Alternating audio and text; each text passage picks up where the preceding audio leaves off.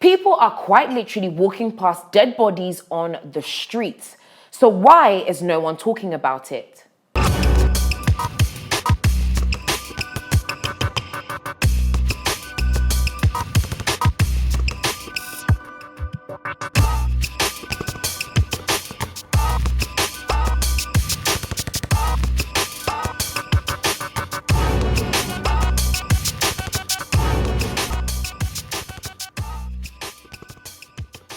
Hello, my name is Nissy Tee and welcome to Watchman News. Breaking the breaking news. It has been said that India has set a new global record, and not the kind that should be celebrated. For the 5th day in a row, India, which has a population of over 1.4 billion people, has seen a sharp rise in daily coronavirus cases, while deaths from COVID-19 has also jumped to an all-time high over the past few days. It has been reported that there have been over 350,000 new cases, pushing the total past 17 million, making it the second highest in the world behind the United States. Over the past couple of weeks, India has faced what has been called by the World Health Organization as a heartbreaking outbreak that has left Delhi and many other cities in India without beds for patients, leaving many people having to find ways to treat their sick people and patients at home. It is said that the combination of a UK variant becoming dominant and a new double mutant variant is what has caused this devastating attack on the Indian people's population. Video footage has surfaced showing people laying dead in the streets as the number of cases continues to skyrocket in what is being called one of the most catastrophic surges since the pandemic even began. The rise in cases has put immense pressure on India's already struggling healthcare system, prompting an oxygen shortage and mass cremations to deal with the overwhelming amount of dead bodies. And of course, in desperate times come desperate measures.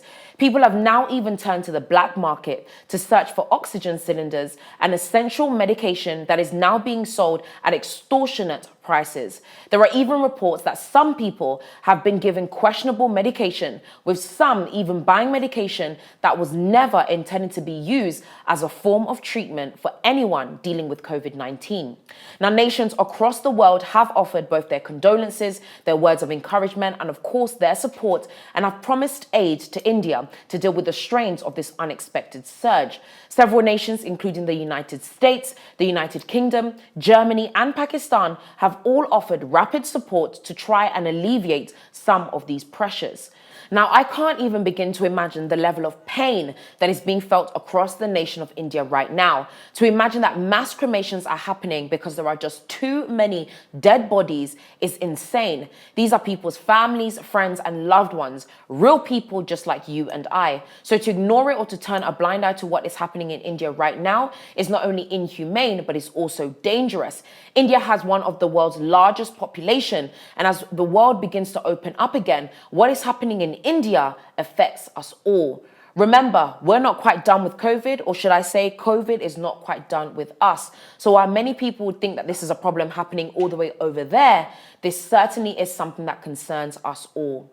Our thoughts and of course our prayers are with all those in India right now. And I pray that in the midst of the storm, some will begin to feel the peace of God over that nation.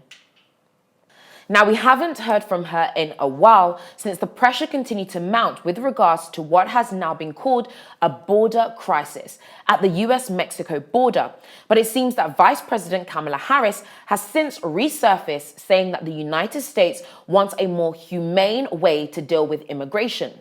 If you remember, I reported on it right here on Watchman News and spoke about the crisis that the United States seem not to want to speak about. If you remember, I shared that though Biden didn't want to call it a crisis, since moving away from his predecessor Donald Trump's hardline immigration approach, there was a sharp increase of the number of people heading to the border, with thousands of children being kept in prison-like facilities for more than the lawful period of time that unaccompanied children are meant to be held in these facilities for.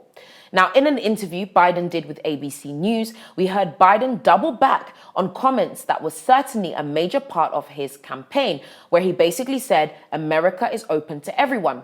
In the interview, he was asked if he is now sending a message to tell people not to come, as people fled to the border in the hopes of crossing into America with the premise that they should come in because, as was said, Biden is a nice guy. Well, with this surge in numbers came mounting pressure as those on the border made it clear that they just couldn't cope.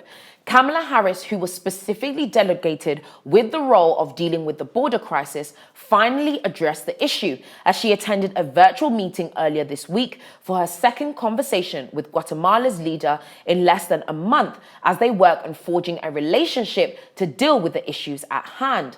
According to Harris, the aim is for the United States to increase aid to the region and manage migration in a secure and humane way as she looks for ways to defuse a migrant crisis at the border with Mexico. In the midst of everything happening in the United States at the moment, whether it be between the George Floyd guilty verdict and what seems like a stream of killings at the hands of police officers, it seems like this has not been a priority for the Biden administration. And yet one might say, wasn't it Biden himself who in this interview said, "What do you want us to do? Put them, i.e. the children, in cages like Trump did?" And yet it seems that these very children, many of whom are brought to the border through drug cartels, by the way, and often who remain indebted to these individuals, these very children are the ones still in prison-like facilities and left without their parents or without any certainty as to what will happen to them next.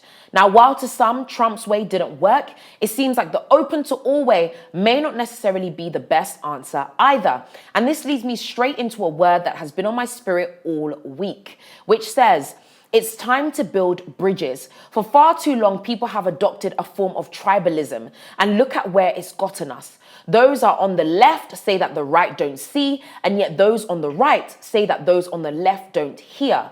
And yet it is forgotten in the midst of anger and division that both are necessary. It is time, once again, for us to build bridges. Now, do with that word what you wish, but I'd like to thank you once again for tuning into Watchman News. Don't forget to make sure you subscribe to this channel, and of course, make sure you hit that bell button so you're notified every single time we post a brand new video. And of course, make sure you leave a comment below, because like I always say, this is never a monologue. This is always a conversation. I'll see you again next time.